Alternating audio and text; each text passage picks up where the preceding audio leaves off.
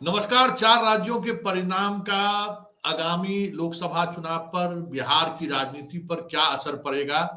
इन तमाम विषयों पर चर्चा करने के लिए हमारे साथ फुलेंद्र कुमार सिंह आंसू जुड़े हुए हैं, जिनसे हम देश के साथ-साथ इंडिया गठबंधन और बिहार की राजनीति को समझने की कोशिश करेंगे। क्योंकि अब लक्ष्य मोदी का बिहार और झारखंड ही बच गया है, जहां उनकी सरकार नहीं है, जहां से लगातार उन्हें चुनौती भी मिल रही है। और ऐसे में बिहार और झारखंड की सरकार का भविष्य क्या होगा, ये सारे सवाल हैं, जिन सवालों के साथ हमारे साथ फुलेंद्र कुमार सिंह आंसू जुड़ गया है।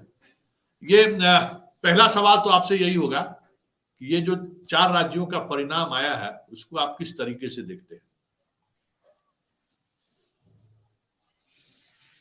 किस तरीके से देखते हैं उस पर तो बात करना ठीक नहीं होगा, क्योंकि एक्सपेक्टेशंस जो था कि मध्य प्रदेश हमें जाते हुए दिख रहा था बीजेपी खेमे में, लेकिन छत्तीसगढ़ और राजस्थान जाते हुए नहीं दिख रहा था। तो इसलिए मध्य प्रदेश, छत्तीसगढ़, राजस्थान लगता है एक ही हवा में निकल गया। तो ये कांग्रेस के लिए डिसास्टर है और साथ साथ इंडिया गठबंधन के लिए भी डिसास्टर है, ऐसा ही हमको लग रहा है। वजह क्या है? क्या लगता है आपको? वजह यह है कि इंडिया गठबंधन ने जो तूफान पैदा किया पूरे देश में, पहले बिहार फिर कर्नाटक की बैठकें जो हुई, और इससे जो एक हवा बन रहा था आम जनमानस में पूरे देश के स्तर पर, कांग्रेस का कर्नाटक का जीत और हिमाचल की जीत ने उसको एरोगेंट बना दिया। कांग्रेस फील गुड में आ गई और कांग्रेस अपनी दबिश हम इंडिया गठबंधन पर बनाए, इसके लिए इस चारों राज्यों के चुनाव के बाद जो है सो बाकी बातें होगी, इसकी बात करने लगी। और इसकी बात इसलिए करने लगी कि उसको लगा कि इस चारों राज्य के चुनाव को जीत लेंगे तो बेहतर बार्गेनिंग पोजीशन में हम रहेंगे पूरे देश में।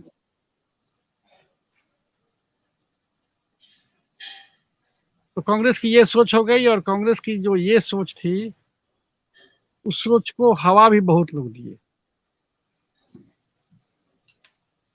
एरोगेंस जो है सो जब घमंड में बदल गया, तब कमलनाथ जी जो है सो अखिलेश यादव को इनकार कर दिए 5 सीट देने से।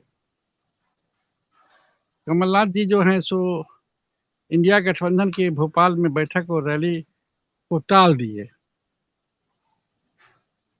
कमलनाथ जी ये मानने लगे कि भोपाल का युद्ध जीत के हिंदुस्तान का युद्ध मोदी को परास्त कर देंगे। और कमलनाथ जी ये भी भूल गए, ये सोचने लगे, लेकिन ये भूल गए कि पिटने की बारी अब उनकी है। पूरे देश में जितने लोग पिट रहे हैं, तो निश्चित तौर पर इंडिया गठबंधन बनने का कारण ये भी था, एक तत्व, कि सारे लोग पिट रहे थे। क्या बुद्धिजीवी, क्या पत्रकार, क्या साहित्यकार, क्या पॉलिटिशियंस, जो भी एंटी एस्टेब्लिशमेंट था वो पिट रहे थे। और वो पिट रहे थे तो उन लोगों की भाषा ज्यादा जो मुखर थी कि साहब एक जगह आवे, एक जगह आवे। कमलनाथ जी नहीं पिट रहे थे। गहलोत साहब पिटने की स्थिति में आए चुनाव के दौरान, जब उन पर जांच वांच गया, ईडी उडी गया। हो सकता है कि मोदी जी का ये स्ट्रेटजी हो कि दोनों को पिटने, इन लोगों को फील गुड में रहने दें और अंदर से निकाल लें चीज।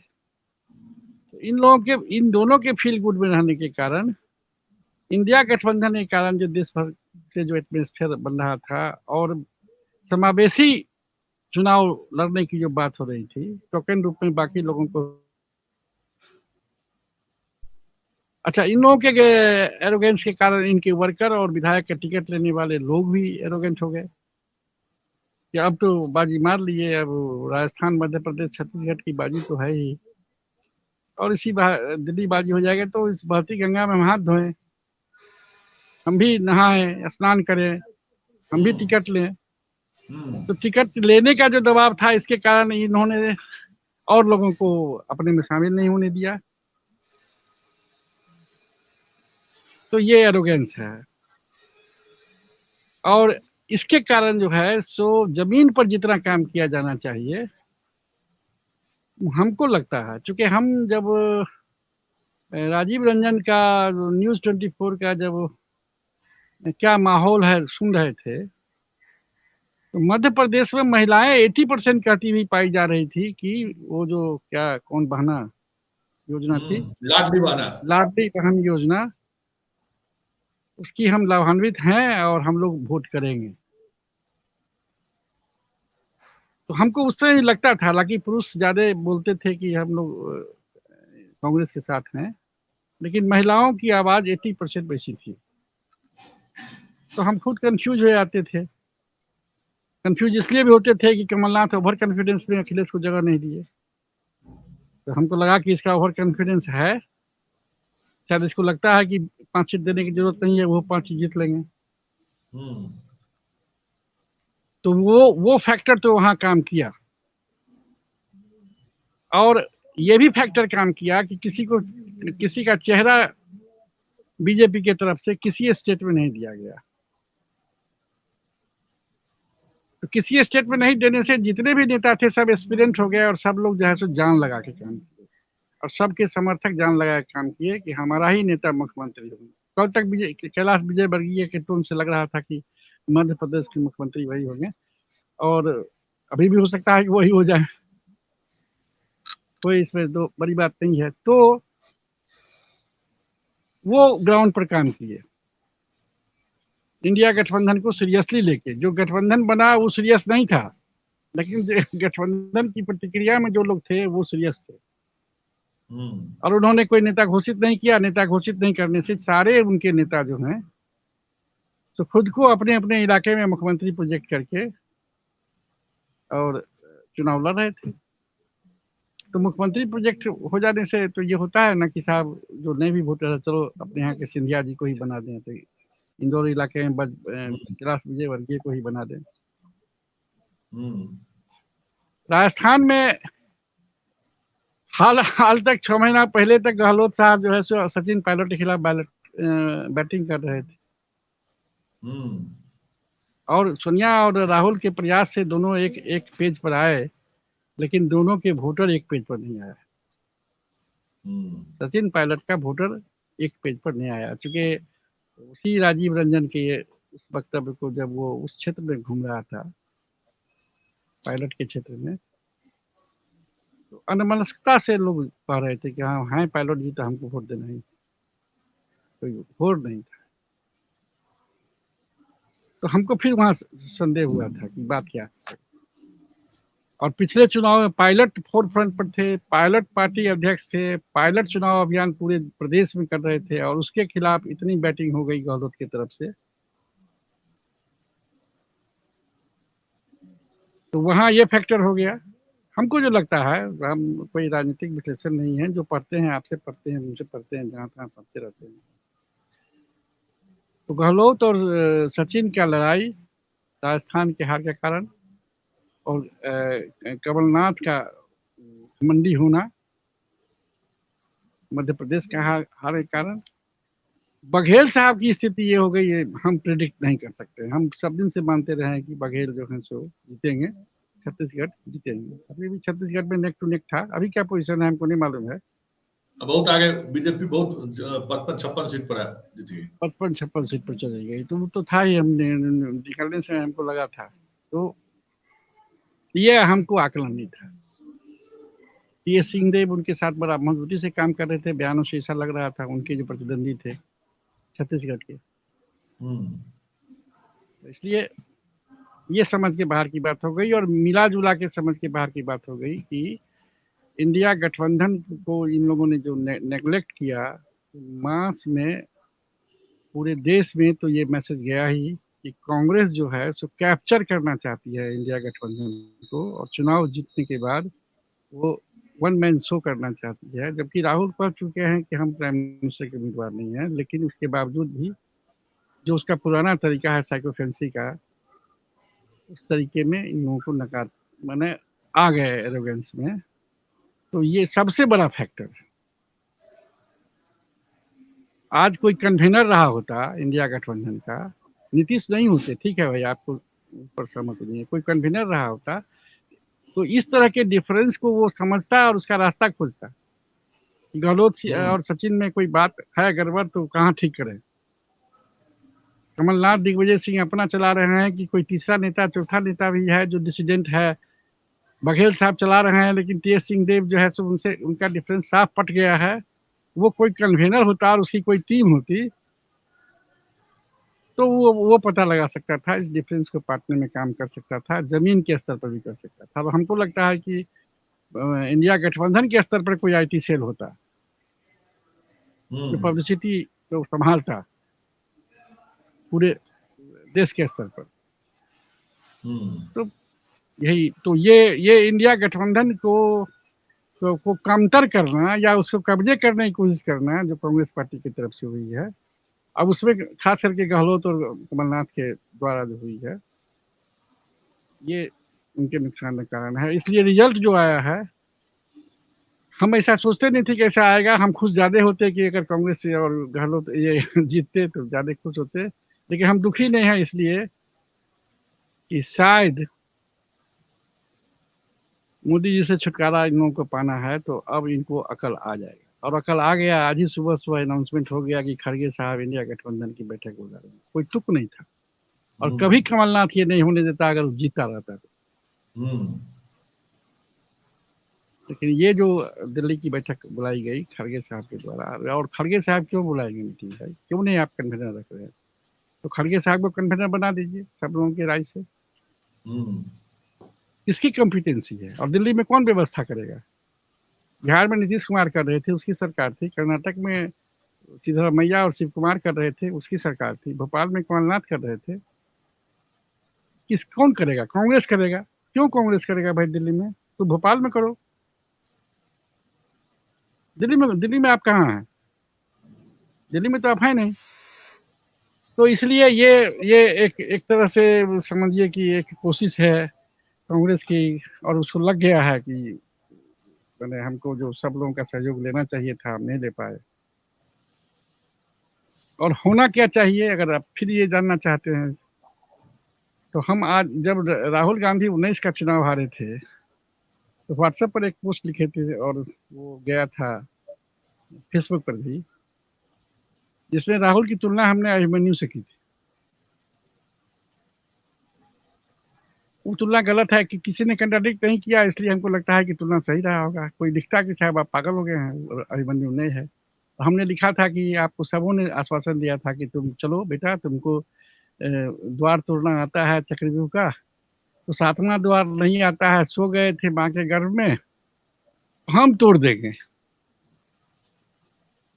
लेकिन 7वां द्वार तोड़ने वाले यही कमलनाथ और ये गहलोत थे, जो अपने बेटा को जिताने में कामयाब हुए कि नहीं हुए हमको याद नहीं है, उसी में लगे। और राहुल बोले भी। तो हमने उनसे कहा था कि आप दिल्ली छोड़िए।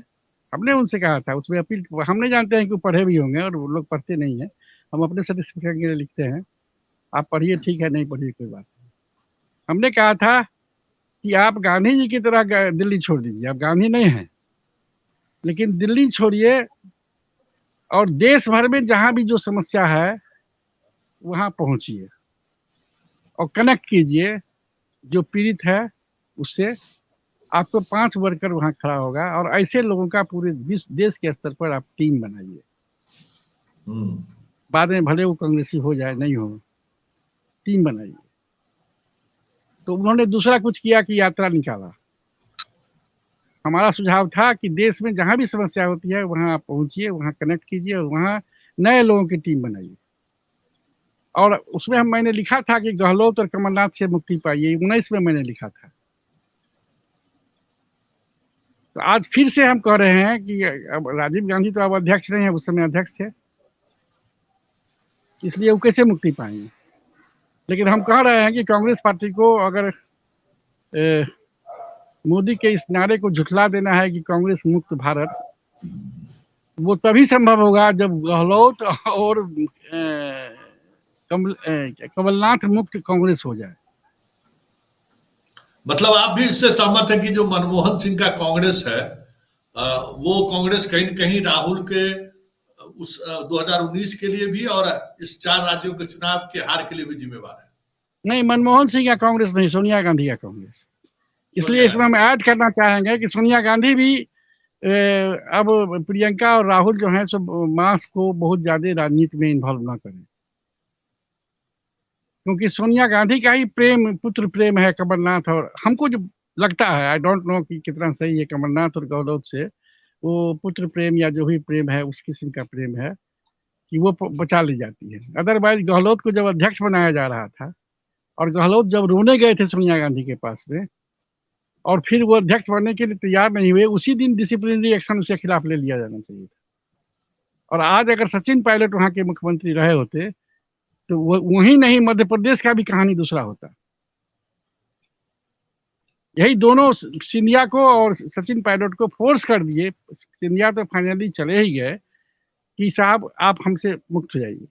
तो अब कांग्रेस अगर अपना वजूद वास्तव में मोदी के इस नारे से तो झुठलाना चाहती है तो गहलोत और ये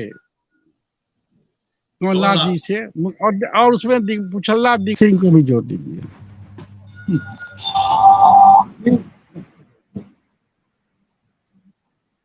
ये लगता है। और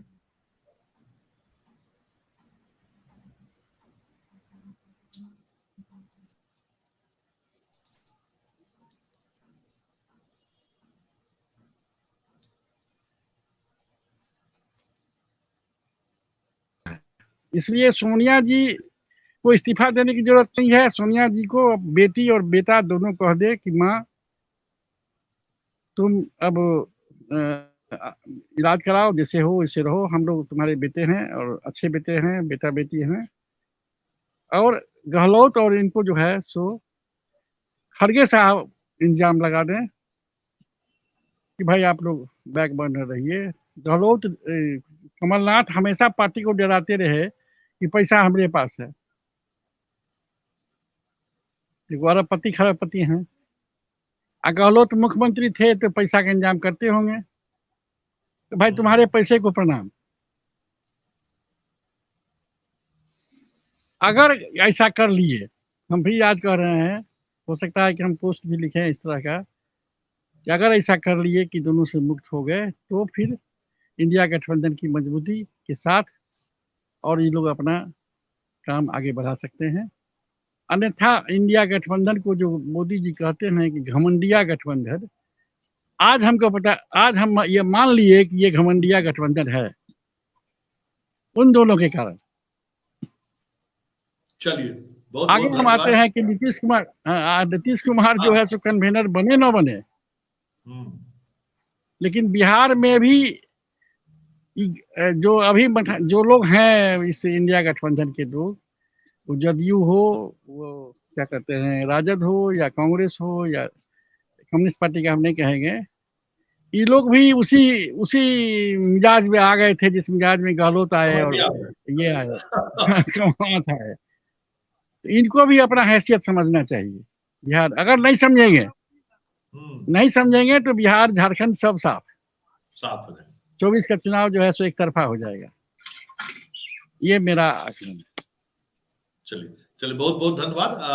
हमारे साथ फुलन कुमार सिंह आंसू जुड़े हुए थे, उन्होंने बहुत ही उस अंदाज में अपनी बातों को रख दिया कि ये जो घमंडिया गठबंधन है, अगर वो घमंड से बाहर नहीं निकले तो 2024 में भी इन 4 राज्यों की तरह ही परिणाम सामने आ जाए तो कोई बड़ी बात नहीं होगी। लेकिन बड़ा सवाल ये है कि कांग्रेस कमलनाथ जैसे नेता से मुक्त हो पाएगी क्या?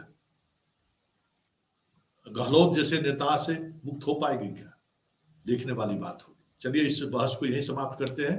लेकिन लगातार आज अलग अलग जानकार से हम इस विषय पर बात करते रहेंगे और समझने की कोशिश करेंगे कि आखिर राजनीति किस दिशा में जा रही है।